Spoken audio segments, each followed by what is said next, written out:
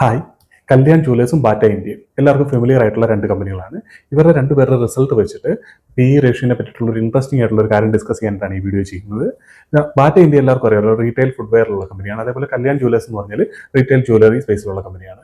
So ഇവർ രണ്ടുപേരുടെയും Q2 result വന്നത്, അതായത് ബാറ്റയുടെ റിസൾട്ട് വന്ന് ഒക്ടോബർ 27 കല്യാണിന്റെ നവംബർ 7 സോ ഈ രണ്ട് കമ്പനികളുടെ റിസൾട്ട് വരുന്ന സമയത്ത്, ബാറ്റയുടെ റിസൾട്ട് വരുന്ന സമയത്ത് അവരുടെ പി റേഷ്യോ 68 അതുപോലെ കല്യാണിന്റെ റിസൾട്ട് വരുന്ന സമയത്ത് അവരുടെ പി റേഷ്യോ 67 ഏകദേശം ഒരേ പി റേഷ്യോയിലായിരുന്നു രണ്ടും റിസൾട്ട് വരുന്ന സമയത്ത് അവൈലബിൾ ആയിരുന്നു. ഈ 67-68 പി കിടക്കുന്ന സമയത്ത് ആരോട് ചോദിച്ചാലും ഈ രണ്ട് കമ്പനികളും വളരെ എക്സ്പെൻസീവ് ആണ്, ഓവർ വാല്യൂഡ് ആയിട്ട് കിടക്കുകയാണ്, അതുകൊണ്ട് തന്നെ നല്ല സ്റ്റോക്കുകളല്ല എന്നുള്ളൊരു റിസൾട്ട് ആയിരിക്കും ഭൂരിഭാഗം ആൾക്കാരും പറയാൻ സാധ്യതയുള്ളത്. സോ നമുക്ക് ഇവരുടെ റിസൾട്ട് വന്ന സമയത്ത് ബാക്കി കാര്യങ്ങൾ നോക്കാം. റിസൾട്ട് വന്ന സമയത്ത് ബാറ്റ ഇന്ത്യയുടെ പി റേഷ്യോ 68 നിന്ന് 81 കൂടി. അതേപോലെ കല്യാൺ ജുവലേഴ്സിന്റെ റിസൾട്ട് വന്ന സമയത്ത് 67 കടന്ന പി റേഷ്യോ 57 കുറഞ്ഞു.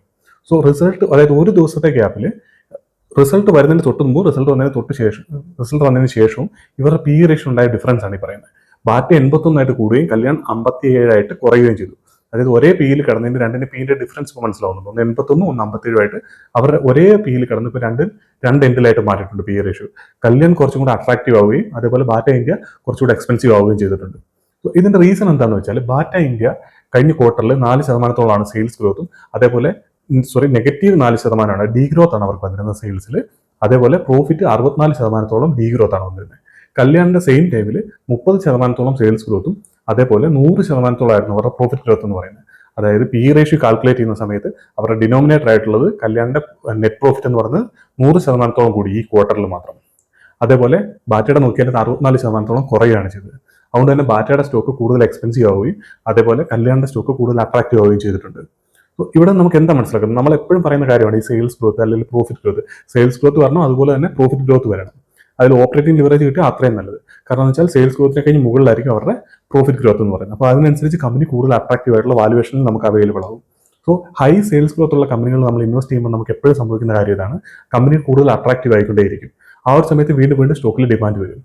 സോ ഇതേ കാര്യങ്ങൾ നമ്മൾ എല്ലാ വീഡിയോയിലും ഡിസ്കസ് ചെയ്തുകൊണ്ടിരിക്കുന്നത്. കഴിഞ്ഞ ഒരു 2 വർഷം നോക്കിയാൽ കല്യാൺ ജുവലേഴ്സ് കഴിഞ്ഞ ഒരു 2023 ജൂൺ ക്വാർട്ടർ തൊട്ട് ഇങ്ങോട്ട് നോക്കിയാൽ 30% മുകളിലാണ് കൺസിസ്റ്റന്റ് ആയിട്ട് സെയിൽസ് ഗ്രോത്ത് വന്നുകൊണ്ടിരിക്കുന്നത് കല്യാൺ ജുവലേഴ്സിൽ. അതേപോലെ പ്രോഫിറ്റ് ഗ്രോത്ത് മിക്കവാറും ക്വാർട്ടേഴ്സിൽ അവർക്ക് ഓപ്പറേറ്റിംഗ് ലിവറേജ് കിട്ടുന്നുണ്ട്.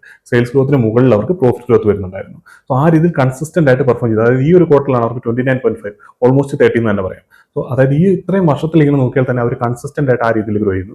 സെയിം ടൈമിൽ നിങ്ങൾ ബാറ്റയുടെ നോക്കി കഴിഞ്ഞാൽ 1%, 2%, അല്ലെങ്കിൽ 4%, 10% നെഗറ്റീവ് ഗ്രോത്ത്.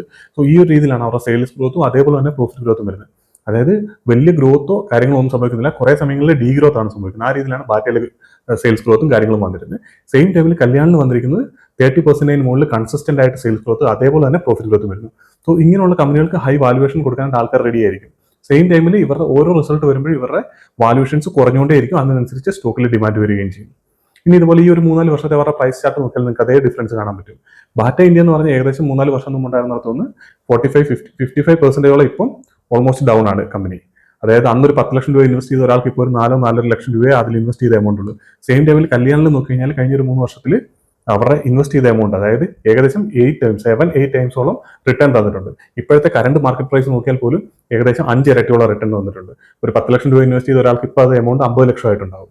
സോ ആ ഒരു രീതിയിലാണ് ഇവരുടെ ഡിഫറൻസ് വന്നിരിക്കുന്നത്. അതിന്റെ റീസൺ എന്ന് വെച്ചാൽ കൺസിസ്റ്റന്റ് ആയിട്ട് പെർഫോം ചെയ്യുന്ന ഒരു കമ്പനിയാണ് ഈ കല്യാണിൽ ഈ രീതിയിലുള്ള ഗ്രോത്ത് വരികയും ബാറ്റ ആ രീതിയിൽ പെർഫോം ചെയ്തിട്ടില്ല. പക്ഷെ നമ്മൾ ഈ വാല്യുവേഷൻ നോക്കിയിട്ടാണ് ഇൻവെസ്റ്റ് ചെയ്യുന്നതൊക്കെ പറയുന്നത്. അതിനെപ്പറ്റി ഡീപ്പായിട്ട് നോളജ് ഇല്ലാത്ത ആൾക്കാർ എന്ത് ചെയ്യും, ബാറ്റയുടെ സ്റ്റോക്ക് നോക്കി കഴിഞ്ഞാൽ കുറെ വർഷങ്ങളായിട്ട് ചാർട്ടിൽ നോക്കിയാൽ താഴേക്ക് പോയിക്കൊണ്ടിരിക്കുന്നു. 50%, 55% ഇപ്പം അത് കുറഞ്ഞാണ് പ്രൈസ് കിടക്കുന്നത്. സോ അങ്ങനെ നോക്കുമ്പോൾ കുറെ വർഷമായിട്ട് പ്രൈസ് കറക്ഷൻ വന്നിട്ടുണ്ട്, ടൈം കറക്ഷൻ വന്നിട്ടുണ്ട്.